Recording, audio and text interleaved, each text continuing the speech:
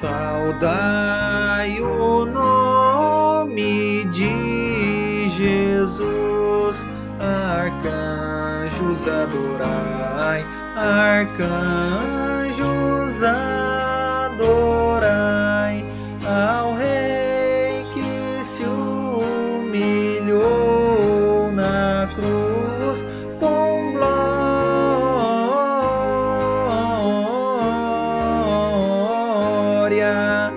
glória, glória, glória, com glória coroai.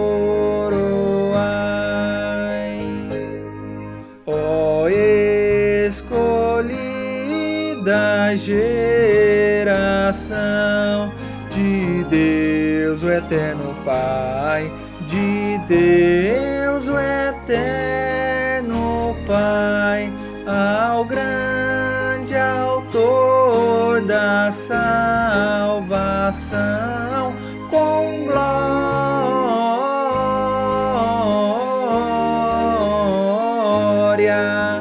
glória, glória, glória, com glória coroai. Remidos todos com fervor, hosanas entoai, hosanas entoai, ao Verbo feito Redentor, com glória,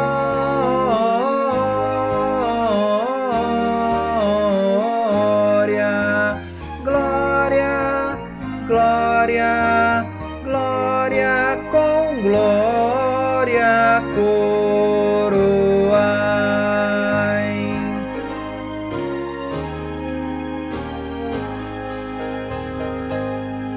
Ó raças, povos e nações, ao Rei divino honrai, ao Rei divino honrai, a quem quebrou os vis grilhões, com glória,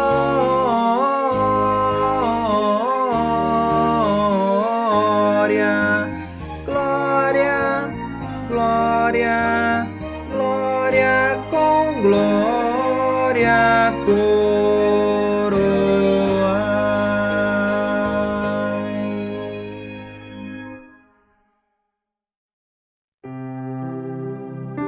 Olá, meu querido e querida, irmão e irmã. Alegria poder estarmos juntos mais uma vez, partilhando daquilo que é o mais precioso que a gente tem, a Palavra de Deus, nesse tempo em que nós dedicamos, reservamos e fazemos a nossa devocional, onde nós oramos ao Senhor, intercedendo uns pelos outros. Queridos, é com grande alegria que eu quero compartilhar com você nessa noite um texto que está escrito no livro de Atos. Eu ia ler todos o texto, mas vou deixar para você ler em casa, todos os versículos, mas vou deixar para você ler. No capítulo 12, versículo 12 de Atos. Depois você lê o restante para você se inteirar do assunto e ver o quão precioso é a palavra de Deus que nós estamos meditando. A palavra de Deus diz assim: e considerando ele nisto, foi à casa de Maria, mãe de João, que tinha por sobrenome Marcos, onde muitos estavam reunidos e oravam. Palavra do Senhor, palavra de Jesus, palavra dos apóstolos, reservada para nós. Aquilo que apresenta o livro de Atos é algo vivenciado pela igreja primitiva, por aqueles irmãos e irmãs que logo depois que Jesus partiu para a eternidade, ficou ali com a igreja, cuidando da igreja e levando o evangelho da salvação adiante. E logo em seguida, na tarefa de levar a missão de Jesus, de levar a palavra de Deus, de levar a salvação aos povos, aos gentios e também aos israelitas, eles encontraram duras dificuldades pelo caminho. Esse texto está aí relatando, inclusive, logo no início, mortes, assassinatos de pessoas que eram muito queridas. A pessoa, Estevão havia sido morto poucos dias atrás, não sabemos precisar exatamente há quanto tempo. O André também também tinha sido assassinado porque estava falando do Evangelho da Salvação.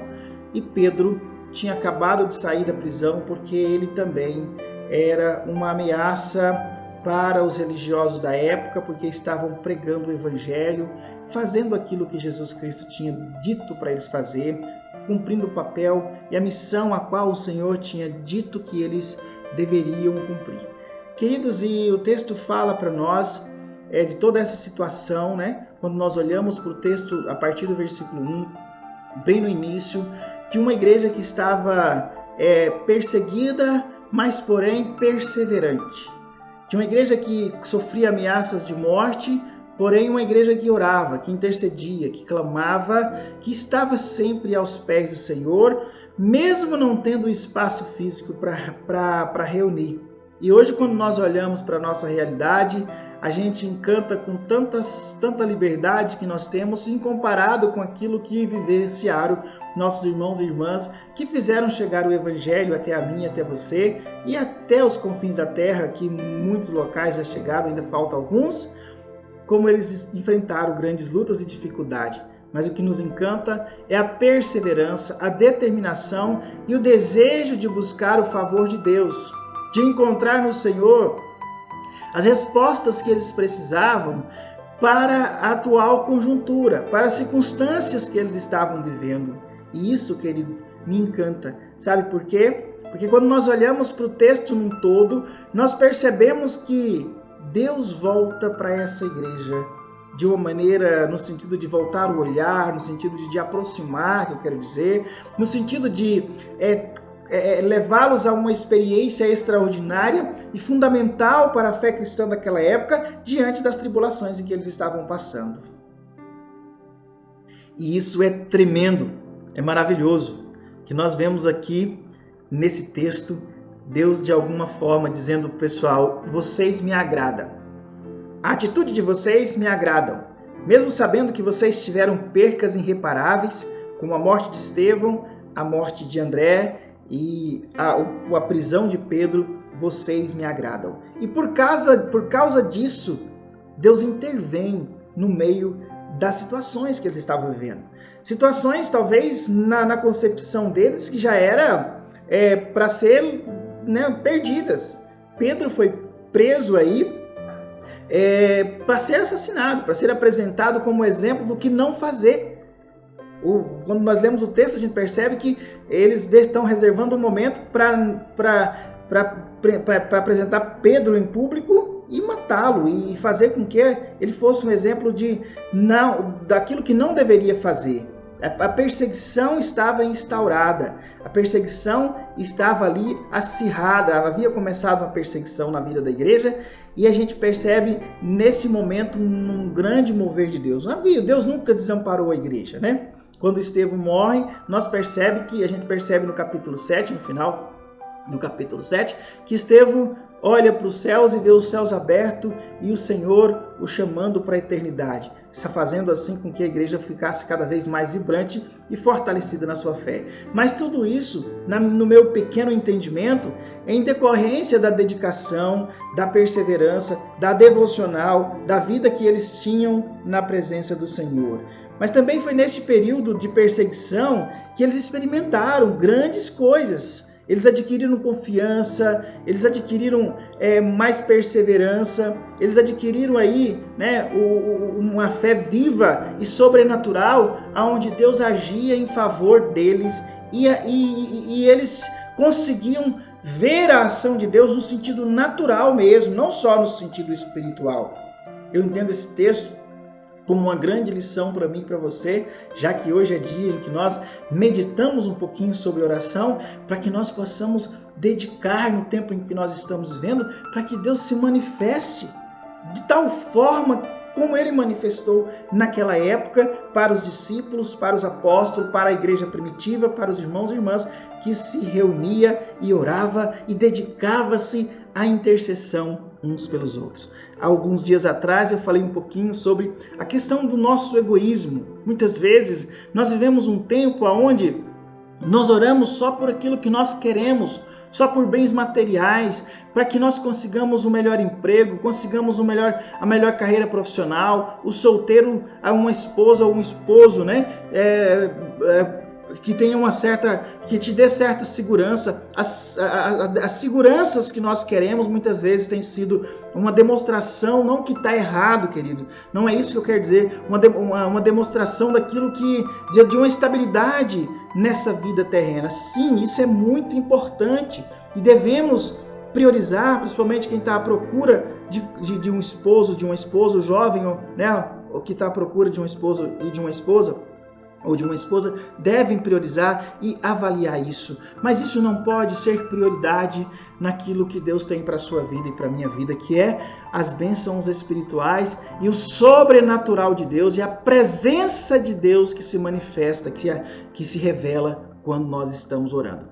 A igreja primitiva estava reunida orando para que as coisas acontecessem na vida de Pedro, que seria assassinado, para exemplo de como não fazer. E a gente percebe no capítulo 12 que nós lemos uma surpresa muito grande. Pedro estava ali, mesmo sabendo que ele poderia ser morto, mesmo sabendo que ele poderia, logo no dia seguinte, poderia estar preocupado, né? Poderia estar muito preocupado, porque poderia ser o último dia de vida dele, enclausurado, com seguranças que se revezava de 4 em 4 para deter apenas um homem. Existia um povo que estava orando. E existia no coração de Pedro, por causa desta intercessão e dessa confiança no coração de Pedro, o grande líder da igreja daquela época, uma confiança extraordinária. O versículo 6, ele diz para nós que Pedro permanecia dormindo entre os soldados. Como que você e eu conseguiria dormir, meu irmão, minha irmã? Se nós não tivéssemos, né? Nós podemos sim conseguir, mas se nós estivéssemos nas condições de Pedro, olhando e sabendo amanhã, olhando para o relógio e pensando, já é quase madrugada, daqui a pouco eu serei morto, para que o mundo saiba que não é para falar do evangelho da salvação. Mas Pedro diz a palavra que dormia, descansava e confiava em Deus.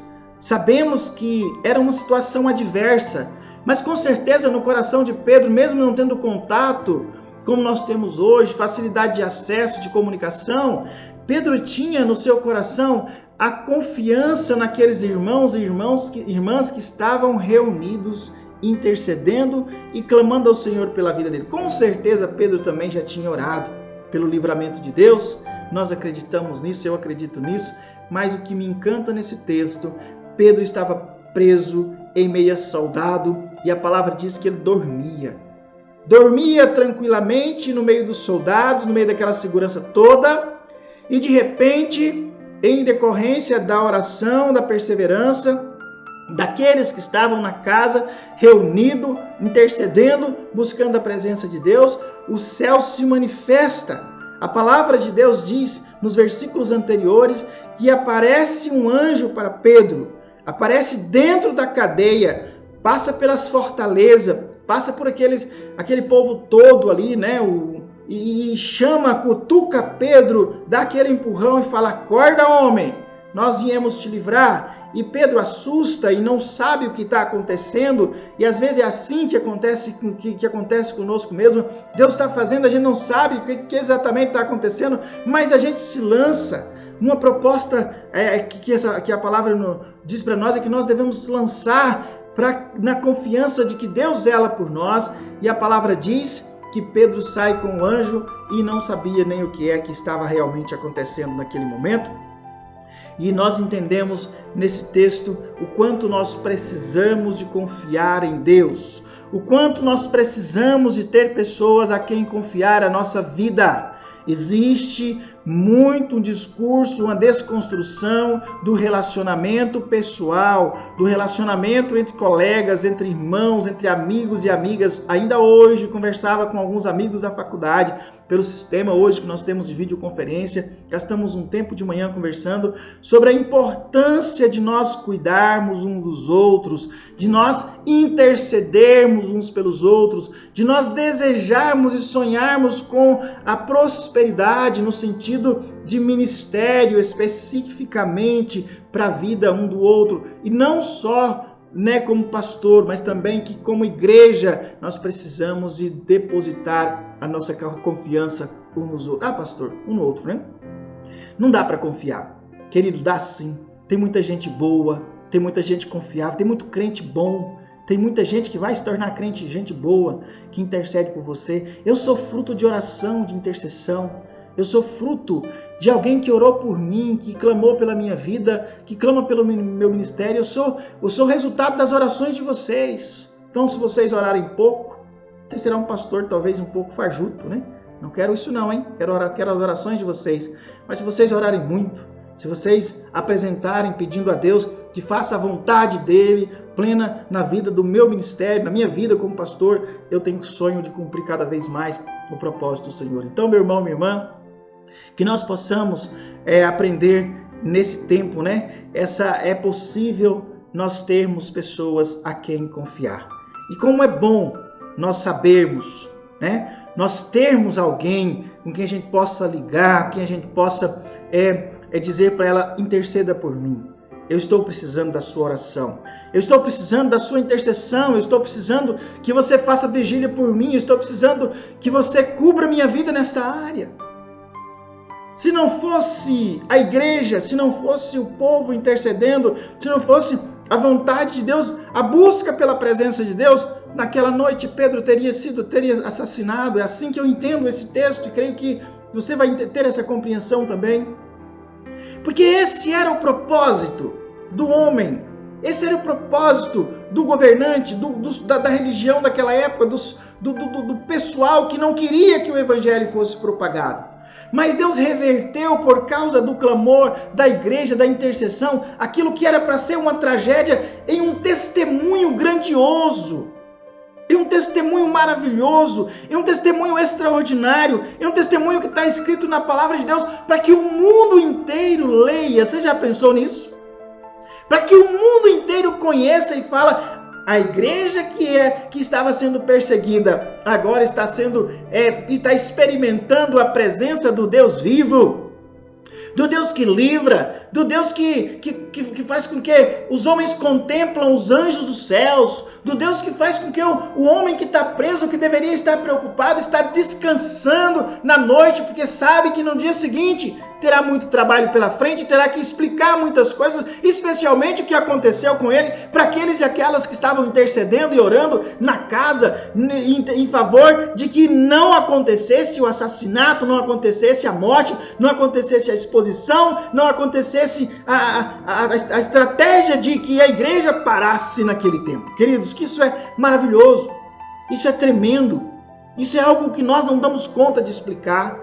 É algo que nós não damos conta de, só nós precisamos de contemplar. Minha oração nos tempos de hoje tem sido, Deus, faça grandes obras no nosso meio, cure câncer, cure Covid, cure pessoas que estão completamente tomadas, possessas, possuídas, cure os mendigos da rua, tragam pessoas e nos dê essa fé e essa ousadia e essa intercessão tão poderosa e tão dependente do Senhor, para que o mundo veja a libertação, porque foi isso que Pedro experimentou. Foi isso que Pedro experimentou.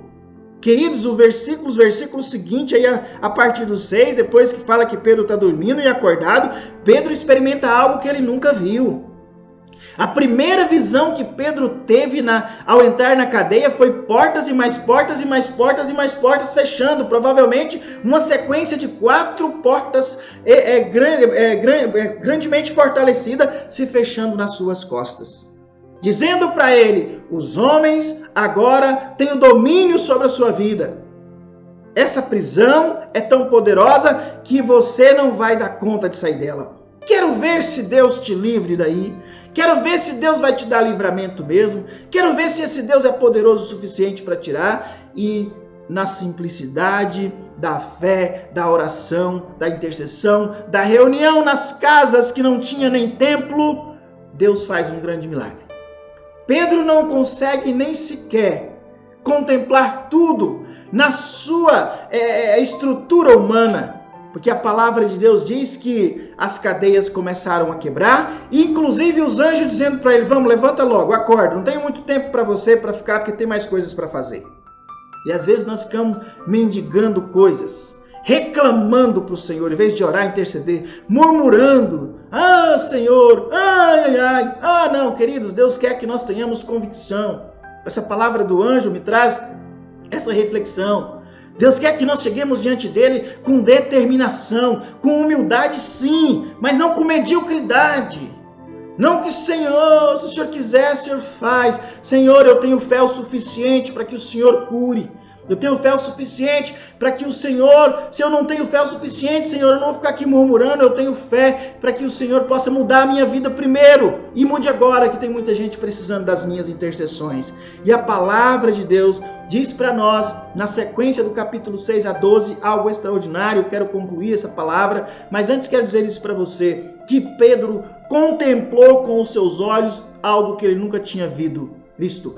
As mesmas cadeias que foram trancadas com poder, com chaves, com ferrolhos, foram abertos sem chaves, sem ferrolhos, pelo poder da mão do anjo do Senhor. Queridos, Deus é o Deus que quebra as cadeias do inferno contra as nossas vidas, contra qualquer coisa.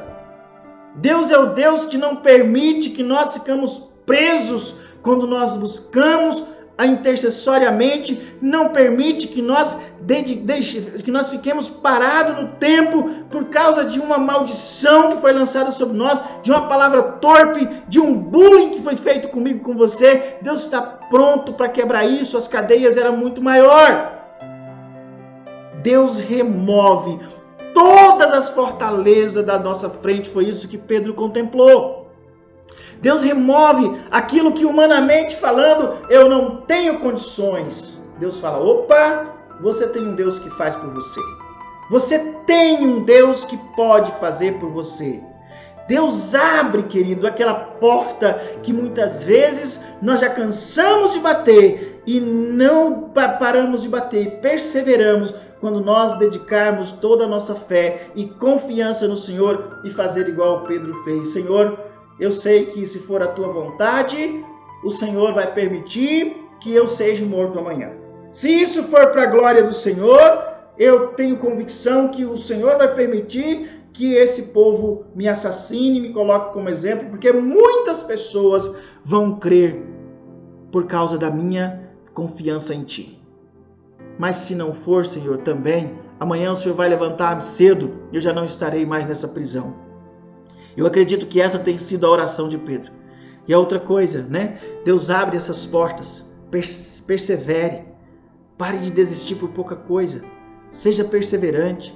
Tem gente que desiste de tudo. Esses dias eu estava conversando falei isso um dia atrás, por um acaso, né? Ando muito com as camisas da igreja. Faço questão de andar. Que essas camisas que divulguem o nome do Senhor Jesus. É o mínimo que eu posso fazer. E alguém me chamou e começou a falar da igreja, né? Aqui da região de Campinas. Conhece a igreja há muito tempo. Que igreja sofrida, que igreja isso, que igreja aquilo. Queridos, isso me deixou muito inquieto e a minha intenção era defender a igreja. Deus falou no meu coração: você não precisa defender nada não. Quem defende a minha igreja sou eu. Nossa igreja não é uma igreja sofrida. Eu disse para ele: ô meu irmão, ore por nós. Mas nossa igreja está vivendo um novo tempo. Nossa igreja passou por dificuldades, talvez até por erros humanos. Mas nós temos a presença de Deus neste lugar. Se tem uma coisa que Pedro experimentou, foi a presença de Deus. E essa noite eu peguei mentalmente as pessoas as quais, né, nós temos vivenciado junto, o hall de membro, e fiquei encantado. Falei: Deus, como é bom saber que o Senhor cuida desta igreja, que esta igreja cuida um do outro. Sabe, meu irmão e minha irmã, nós precisamos disso. Nós estamos vivendo um tempo que essa palavra está inclusive chata. Está horrível, está incomodativa, está às vezes gerando hipocrisia no coração dos crentes, mas nós precisamos de entender uma coisa: se Deus nos mandou ficar em casa, se nós vamos ficar por mais um tempo em casa, nós temos que fazer igual esse pessoal que está escrito no versículo 12. Uma das coisas que Pedro surpreendeu, que nós precisamos ser essas pessoas de surpresa, é que quando ele voltou para casa, quando ele caiu em si, Quando ele, era madrugada provavelmente, quando ele acordou, que o anjo abandonou ele sozinho e falou: "Pá, você agora está na rua, te vira, cara. Agora é com você." Pedro: "Opa, eu vou ali, na casa de fulano de tal. Porque eu tenho certeza que nesse horário lá tem vigília, que nesse horário lá tem gente orando por mim, que tem alguém com quem eu posso confiar." E foi lá que Pedro foi. E o que aconteceu? Aquele povo que estava lá celebraram, vibraram, dançaram provavelmente, gritaram, glorificaram. O texto diz até que, depois do versículo 12, que a menina que foi abrir a porta não queria abrir porque achava que Pedro tinha morrido, que tinha matado, que estava lá era um tipo de fantasma de Pedro. Mas todo mundo presenciou aquilo que Deus fez na vida dele. Isso é maravilhoso, meu irmão, minha irmã. Isso é de glorificar, como diz os crentes pentecostais, de dar glória a Deus em pé, de dizer: "Deus, como o Senhor é bom." Mas como é bom saber, que Deus também reserva para nós nesse tempo, esse tempo de intercessão, de busca, de nós confiarmos, saber que você está aí na sua casa, mas você não está aí em vão, você está intercedendo pela vida da igreja, está intercedendo pelo pastor, intercedendo pelo ministério, intercedendo para que as coisas caminhem, intercedendo para que nós tenhamos sabedoria, para que não só a igreja de Campinas, mas pela igreja metodista e todas as igrejas tenham sabedoria para vencer essa tribulação, essa perseguição que chama pandemia nos dias de hoje, talvez aparentemente mais simples, mas tem minado a cabeça de pessoas.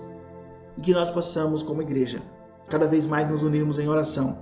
Quando nós descobrirmos que tem alguém doente, tem muitas situações aí que são colocadas por vocês, possamos reunir, já que não podemos reunir muita gente nas nossas casas, mas reunir você, sua família, seu filho, sua esposa, especialmente na nossa igreja tem muitas famílias, unirmos e darmos as nossas mãos e falar: "Hoje eu vou fazer uma vigília de intercessão. E eu vou interceder para que Deus faça com que quem está doente seja curado. Quem está no UTI saia da UTI com poder, saia com a cura completa." Nós não podemos aceitar como igreja do Senhor, de qualquer forma, essas mortes que têm acontecido, porque Deus é maior do que esse vírus.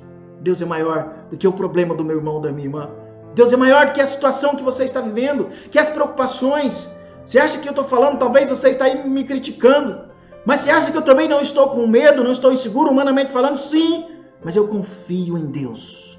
Eu confio no Deus que tirou Pedro da cadeia. Eu confio em Deus que quando a igreja ora, reúne em oração, ninguém pode segurar essa igreja.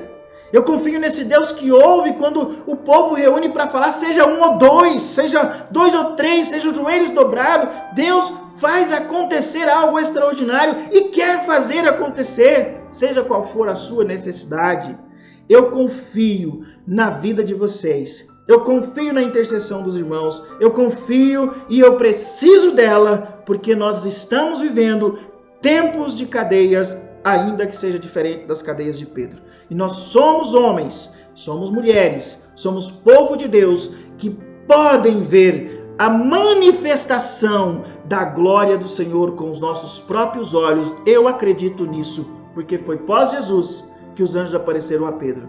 E Pedro era um homem dedicado ao Senhor, mas ele era homem como eu e como você. E nós como igreja podemos ver isso. Em nome de Jesus, que Deus te abençoe, que você possa se tornar um intercessor, possa tornar uma pessoa que vai brigar pela vida da igreja, que você possa se tornar alguém que vai dizer para o mundo espiritual: eu quebro todas as cadeias na autoridade que me é constituída, em nome de Jesus, que querem nos prender, que querem nos adoecer, que querem nos fazer ficar em casa com medos e apavorados de termos nossa vida normal. Nós vamos nos adequar, mas nós cremos um Deus que é poderoso. Vamos orar? Feche seus olhos, baixe sua cabeça.